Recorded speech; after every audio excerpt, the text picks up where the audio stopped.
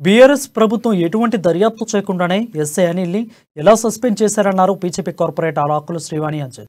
శాఖాపరమైన దర్యాప్తు గానీ లేదా ఇంకే విధమైన ప్రభుత్వ దర్యాప్తు గానీ చేయలేదన్నారు. ఒకవేళ చేసుంటే రిపోర్టు బహిర్గతం చేయవలసిందిగా ఆమె డిమాండ్ చేశారు.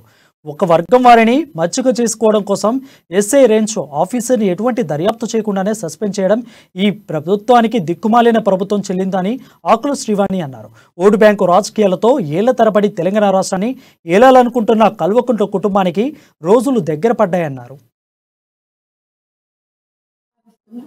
ఆమె వెనకాల విరుక్కుంటూ నన్ను ఇష్టం వచ్చినట్టు మాట్లాడడం, కత్తిరిస్తా, మా అన్న రౌడీ షీటర్ అని, నీ బస్ స్టాండ్లో దిగినాక నీ సంగతి చూస్తా అని అట్లాంటి బూతులు మాట్లాడి వాళ్ళకి ఫోన్ చేసినా బస్ స్టాండ్లో ఉంటారు మా వాళ్ళు, నిన్ను నీ పని చూసుకుంటా నీ పిల్లలు కథం చేస్తా అన్నట్టు మాట్లాడింది.